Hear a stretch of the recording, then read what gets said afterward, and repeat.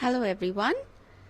I'm going to recite this poem Beauty by E-Eeh-Shure, and I will be summarizing it along with some reference to context questions.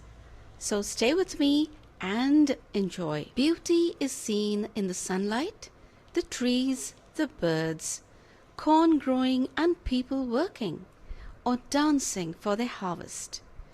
Beauty is heard in the night, wind sighing, rain falling, or a singer chanting, anything in earnest. Beauty is in yourself, good deeds, happy thoughts that repeat themselves in your dreams, in your work, and even in your rest. The poet E-Eeh-Shure is saying that beauty is all around, it's omnipresent. Means it's present everywhere in God's creation.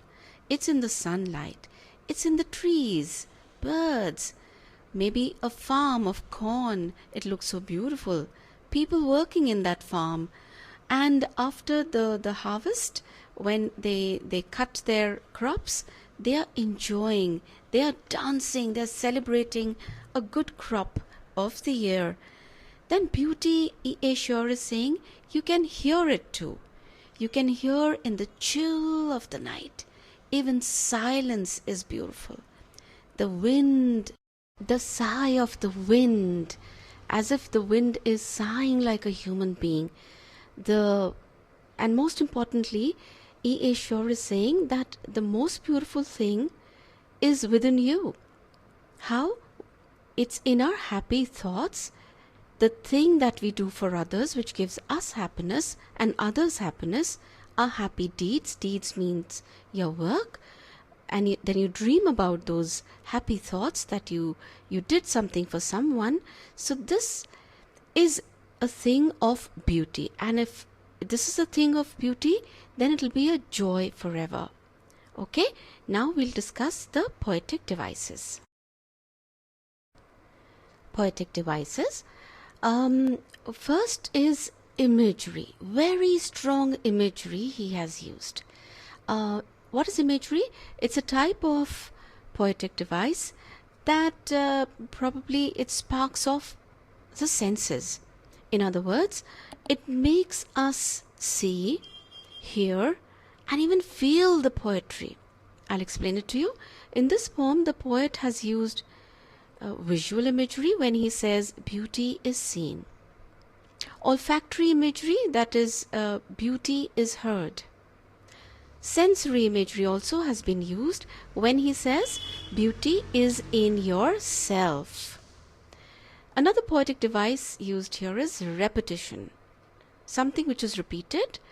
So some words and phrases, when the poet repeats, it's called repetition has been used.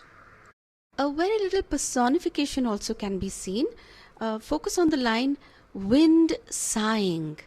Now, I think people sigh, they heave that breath. Wind, how is wind sighing? So wind has been given human quality of sighing. So wind has been personified by the poet. So we can say a bit of personification is also used in this poem.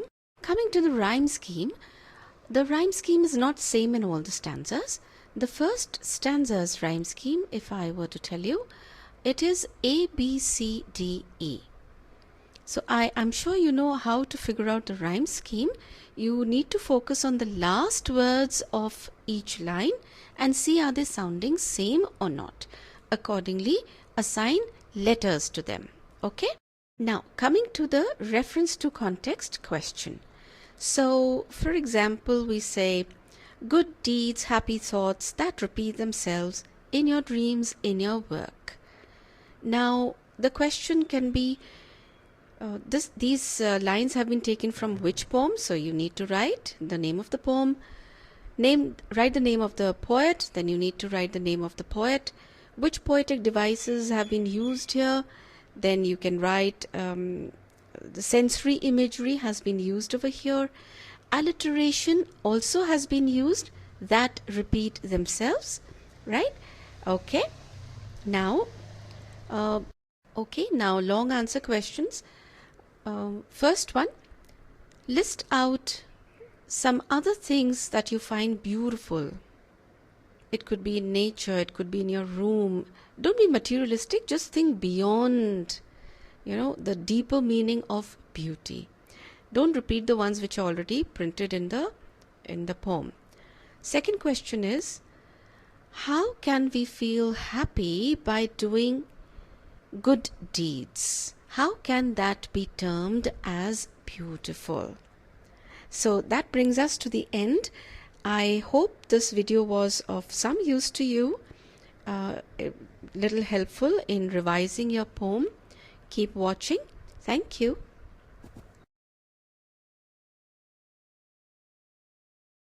Hello everyone.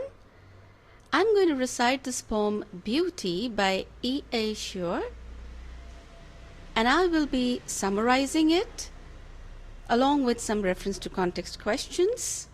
So stay with me and enjoy. Beauty is seen in the sunlight, the trees, the birds, corn growing and people working or dancing for their harvest. Beauty is heard in the night, wind sighing, rain falling, or a singer chanting, anything in earnest. Beauty is in yourself, good deeds, happy thoughts that repeat themselves in your dreams, in your work, and even in your rest. The poet E-Eeh-Shure is saying that beauty is all around. It's omnipresent, means it's present everywhere in God's creation. It's in the sunlight, it's in the trees, birds, maybe a farm of corn. It looks so beautiful. People working in that farm. And after the harvest, when they cut their crops, they are enjoying, they are dancing, they are celebrating a good crop of the year. Then beauty, E-Eeh-Shure is saying, you can hear it too. You can hear in the chill of the night. Even silence is beautiful. The wind, the sigh of the wind, as if the wind is sighing like a human being. And most importantly, E-Eeh-Shure is saying that the most beautiful thing is within you. How? It's in our happy thoughts, the thing that we do for others which gives us happiness and others happiness, are happy deeds. Deeds means your work, and then you dream about those happy thoughts that you did something for someone. So this is a thing of beauty, and if this is a thing of beauty, then it will be a joy forever. Okay, now we'll discuss the poetic devices. Poetic devices. First is imagery. Very strong imagery he has used. What is imagery? It's a type of poetic device that probably it sparks off the senses. In other words, it makes us see, hear, and even feel the poetry. I'll explain it to you. In this poem, the poet has used visual imagery when he says beauty is seen. Olfactory imagery, that is beauty is heard. Sensory imagery also has been used when he says beauty is in yourself. Another poetic device used here is repetition, something which is repeated. So some words and phrases, when the poet repeats, it's called repetition has been used. A very little personification also can be seen. Focus on the line wind sighing. Now I think people sigh, they heave that breath. Wind, how is wind sighing? So wind has been given human quality of sighing. So wind has been personified by the poet. So we can say a bit of personification is also used in this poem. Coming to the rhyme scheme, the rhyme scheme is not same in all the stanzas. The first stanza's rhyme scheme, if I were to tell you, it is A, B, C, D, E. So I'm sure you know how to figure out the rhyme scheme.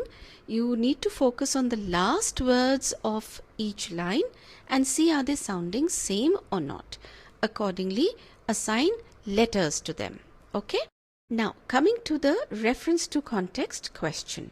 So, for example, we say, good deeds, happy thoughts that repeat themselves in your dreams, in your work. Now, the question can be, these lines have been taken from which poem? So you need to write the name of the poem, write the name of the poet, then you need to write the name of the poet, which poetic devices have been used here, then you can write the sensory imagery has been used over here, alliteration also has been used, that repeat themselves, right? Okay, now long answer questions. First one, list out some other things that you find beautiful. It could be in nature, it could be in your room. Don't be materialistic, just think beyond, the deeper meaning of beauty. Don't repeat the ones which are already printed in the poem. Second question is, how can we feel happy by doing good deeds? How can that be termed as beautiful? So that brings us to the end. I hope this video was of some use to you, a little helpful in revising your poem. Keep watching. Thank you.